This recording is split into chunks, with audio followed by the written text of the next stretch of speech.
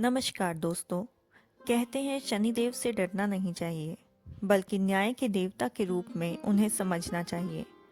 लेकिन क्या आप जानते हैं कि शनिदेव का जन्म कैसे हुआ था? क्यों उन्होंने अपने ही पिता सूर्यदेव से मुंह मोड़ लिया और क्यों उन्हें कर्मों का न्यायाधीश कहा जाता है? आइए जानते हैं शनिदेव की अद्भुत जन्म कथा। बहुत समय पहले की बात है। सूर्यदेव की पत्नी संध्या थी। वे तेज से इतना चमकते थे कि संध्या उनका तेज सहन नहीं कर पाती थी। एक दिन उन्होंने अपनी प्रतिछाया छाया देवी को कहा, तुम मेरे सामने रहकर सूर्य देव की सेवा करो जब तक मैं तपस्या से समाधान न पालूं। छाया देवी सूर्य के साथ रहने लगी और वहीं से शनिदेव का जन्म हुआ। छाया देवी ने पुत्र को जन्म दिया। उनका नाम रखा गया शनि। लेकिन जब सूर्य देव ने देखा कि यह बालक जन्म से ही काला है, तो उन्होंने छाया देवी पर संदेह किया। उन्होंने कहा, यह मेरा पुत्र नहीं हो सकता। यह सुनकर छाया देवी अत्यंत दुखी हुई और शनि देव के बाल मन में ही पिता के प्रति शोध भर दिया। कहा जाता है कि उस क्षण शनिदेव की दृष्टि सूर्यदेव पर पड़ी और सूर्यदेव का तेज मंद पड़ गया। तभी देवताओं ने समझा कि यह कोई साधारण बालक नहीं, न्याय और कर्म का दर्पण है। जब शनिदेव बड़े हुए, उन्होंने कठोर तपस्या की। भगवान शिव उनकी तपस्या से प्रसन्न हुए और वरदान दिया, हे शनि, आज से तुम न्यायाधीश कहलाओगे। हर प्राणी को उसके कर्म के अनुसार फल देना तुम्हारा कर्तव्य होगा। तभी से शनिदेव को कर्म फलदाता कहा जाने लगा। शनिदेव कभी किसी से वैर नहीं रखते। वो केवल वही फल देते हैं जो कर्मों के अनुसार होता है। जो व्यक्ति सत्य, धर्म और सेवा के मार्ग पर चलता है, शनिदेव उनकी रक्षा करते हैं। और जो पाप, अहंकार और अन्याय करता है, शनिदेव उसे उसका फल देते हैं। यही कारण है कि शनिदेव को न्याय का देवता कहा जाता है। शनिदेव हमें सिखाते हैं कि जीवन में कर्म सबसे बड़ा धर्म है। यदि हम सत्य और परिश्रम के साथ चलते हैं, तो शनिदेव की दृष्टि हमेशा कल्याणकारी बनी रहती है। इसीलिए शनिदेव से डरना नहीं चाहिए, बल्कि उनके न्याय पर विश्वास रखना चाहिए। शनिदेव का जन्म सूर्यदेव और छाया देवी से हुआ था।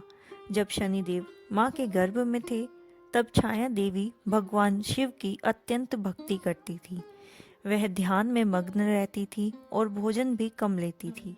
सूर्य के तेज की परवाह नहीं करती थी।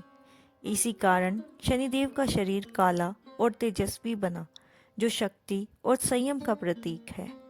जन्म के साथ ही उन्होंने पहली दृष्टि अपने पिता सूर्य पर डाली, जिससे सूर्यदेव का तेज कम हो गया।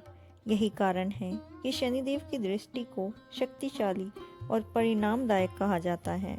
सूर्यदेव ने जब शनिदेव के रंग को देखकर उन्हें अपना पुत्र मानने से इनकार कर दिया, तो शनिदेव को अत्यंत दुख हुआ। उन्होंने भगवान शिव की साधना की और वरदान मांगा, हे प्रभु, मुझे ऐसी शक्ति दो कि कोई भी व्यक्ति अपने कर्मों से बच ना सके। भगवान शिव ने कहा, तुम न्याय के देवता कहलाओगे। हर जीव को उसके कर्म का फल तुम्हारे द्वारा मिलेगा। इसी दिन से शनिदेव को कर्म फलदाता की उपाधि मिली। शनिदेव का रंग काला परंतु अत्यंत तेजस्वी है।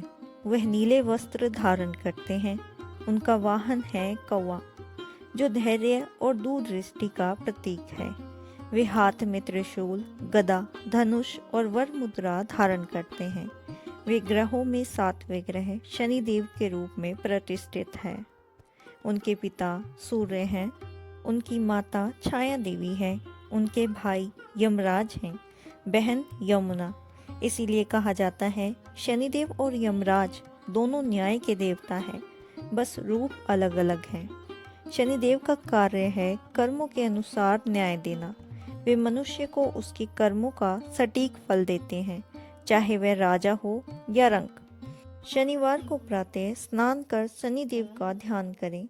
पीपल के वृक्ष के नीचे सरसों के तेल का दीपक जलाएं। काले तिल का दान करें। गरीबों और श्रमिकों की सेवा करें। यह शनिदेव की सबसे बड़ी प्रसन्नता है। शनिदेव की साढ़े साती और दैया मनुष्य के जीवन के कर्मों के परिणाम स्वरूप आती है। यह अवधि कठिन मानी जाती है, लेकिन यह व्यक्ति को अनुशासित, संयमी और कर्मशील बनाती है।